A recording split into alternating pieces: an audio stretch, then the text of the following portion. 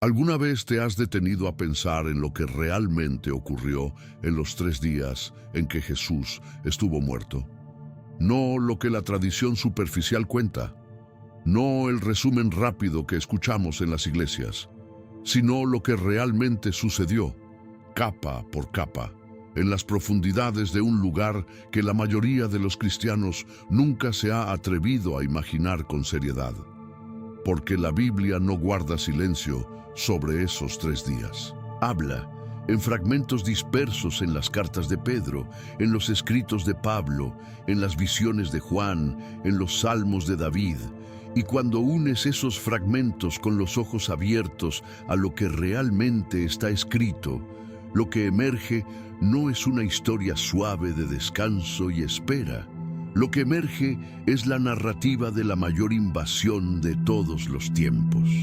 Una invasión que ocurrió en el lugar más oscuro del universo, que sacudió las estructuras del mundo espiritual hasta sus cimientos, que vació prisiones eternas, confiscó llaves antiguas, humilló potestades milenarias y reorganizó para siempre la arquitectura de toda la creación.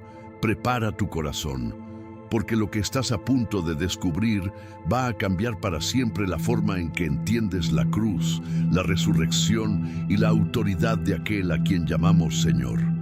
El momento en que el mundo se detuvo. Era viernes por la tarde y un hombre había muerto en la cruz. Pero no era solo un hombre, era el Hijo de Dios, el Verbo que existía antes de la fundación del mundo. El Cordero inmolado antes incluso de la creación, cuya muerte estaba inscrita en el corazón del plan eterno de Dios desde antes de que el tiempo existiera. Los discípulos lloraban escondidos detrás de puertas cerradas. Los líderes religiosos se reunían con un silencio que disfrazaba el triunfo. La maquinaria del Imperio Romano había funcionado con su brutalidad habitual. Un predicador galileo murió entre 2 ladrones en una colina olvidada. Fin de la historia. ¿Has vivido alguna vez un momento así? Un momento en que parecía que Dios había fallado, en que la promesa que sostenías con tanta esperanza se deshacía ante tus ojos. Exactamente así se veía aquel viernes para todos los que amaban a Jesús.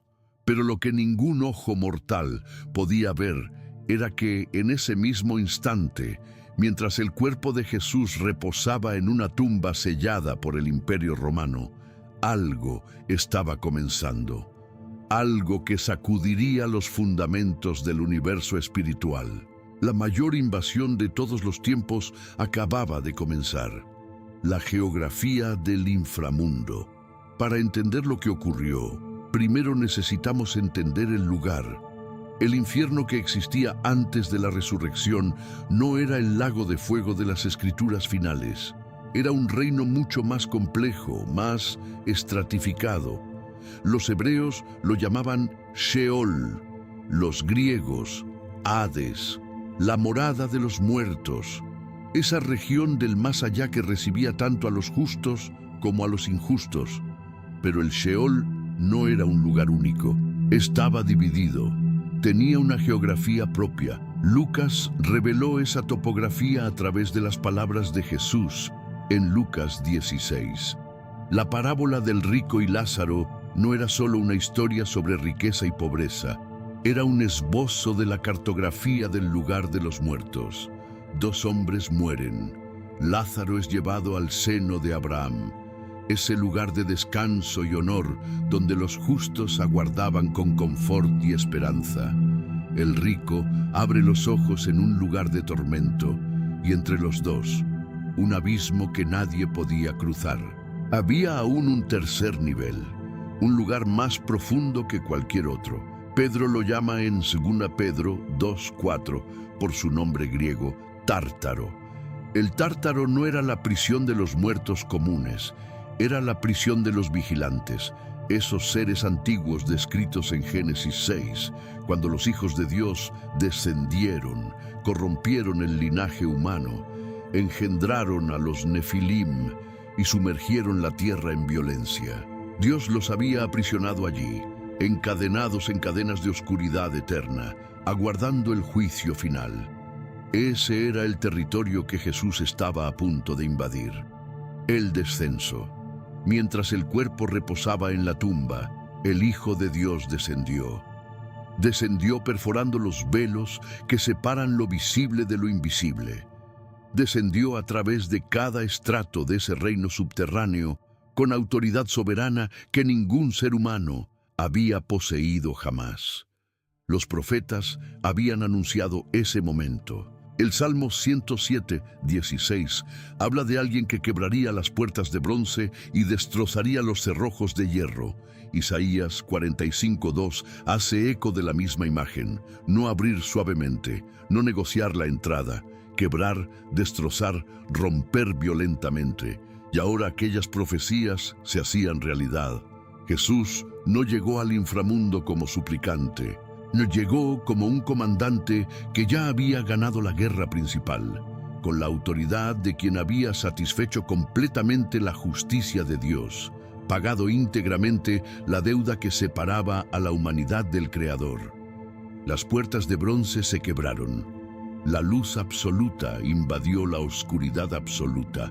El silencio eterno de ese lugar fue roto por una presencia que hacía temblar toda la estructura del Sheol.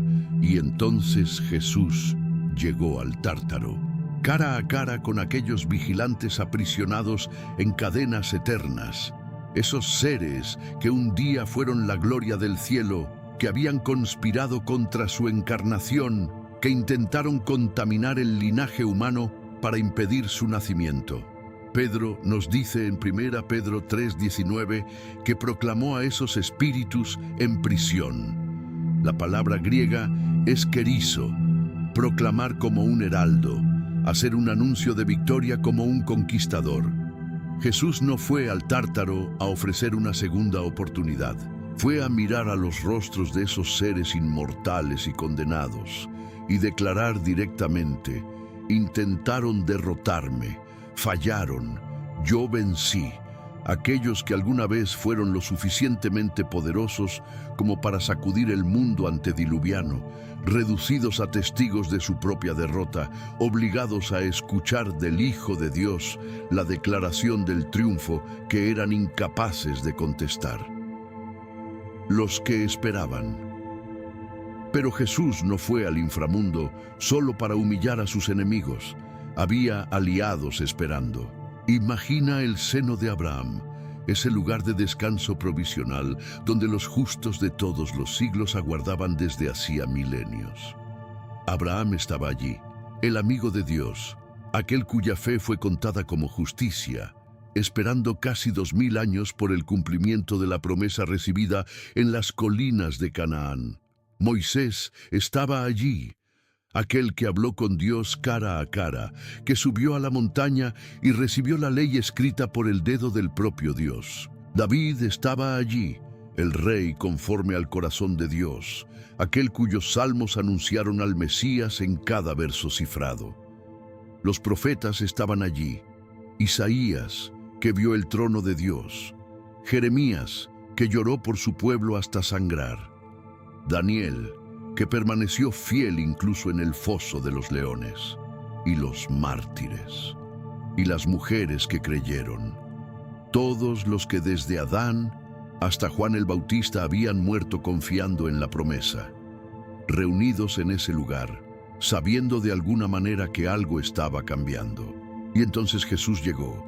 Lo reconocieron de inmediato, porque habían esperado por él, porque lo habían visto en sombra en cada sacrificio de cordero, porque habían escrito su nombre en cada profecía.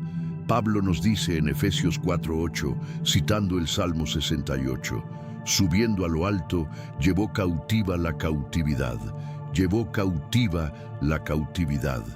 Eran prisioneros de la muerte, prisioneros de esa separación de Dios que había afectado a toda la humanidad desde el jardín.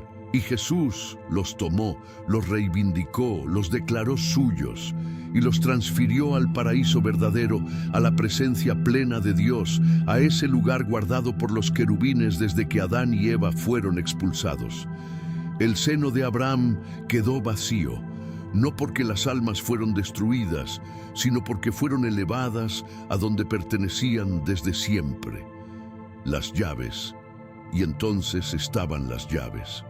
Esas llaves que representan poder absoluto sobre la muerte y el Hades, que Satanás había reclamado como suyas desde que Adán cayó en el jardín y le entregó el dominio que Dios había dado al ser humano.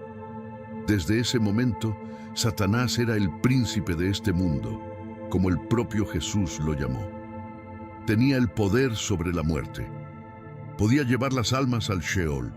Tenía las llaves, tenía el acceso, tenía la autoridad. Hasta ahora, porque Jesús había hecho algo que Satanás nunca pudo contestar. Murió verdaderamente, descendió al inframundo verdaderamente y salió del otro lado con el poder del propio Dios.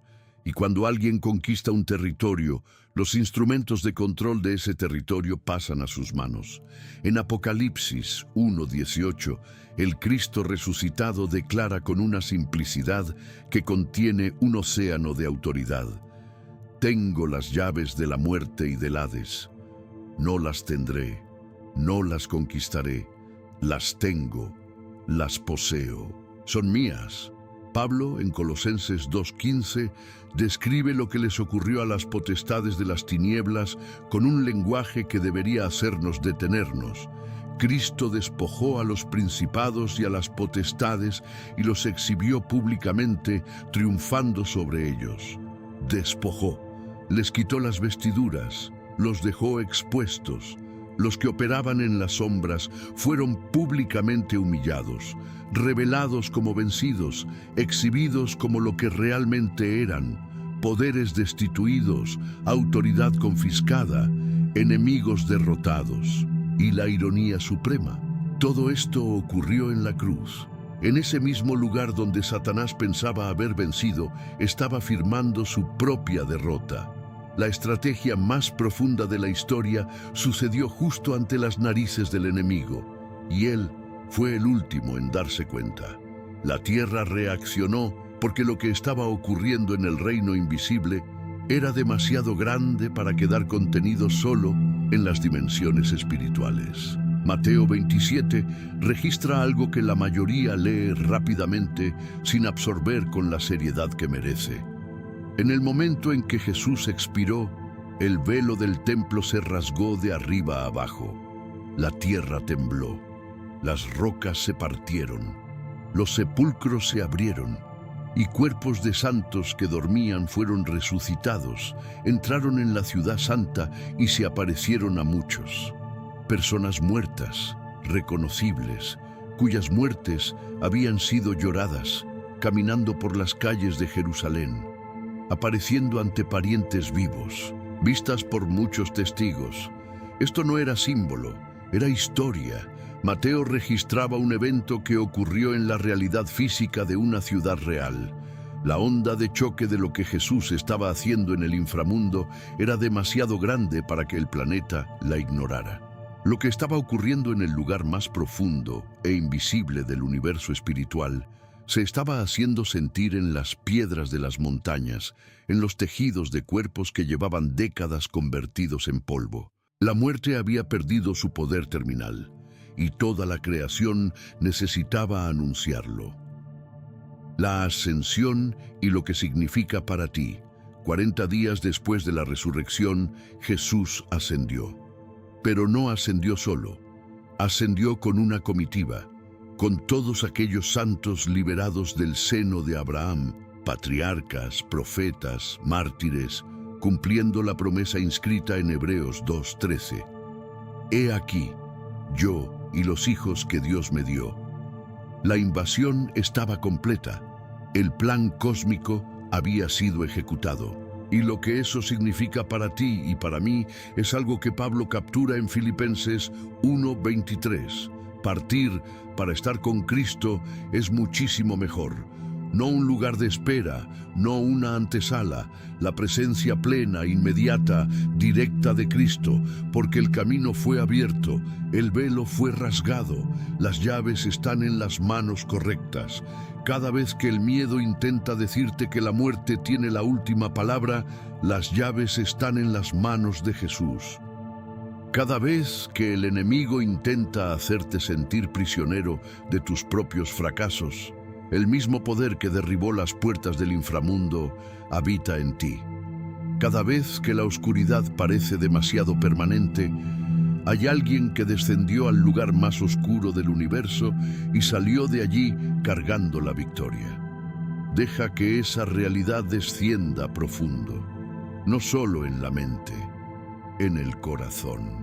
En esa parte de ti que a veces todavía siente miedo, todavía se pregunta si Dios realmente puede hacer algo con el desorden de tu vida.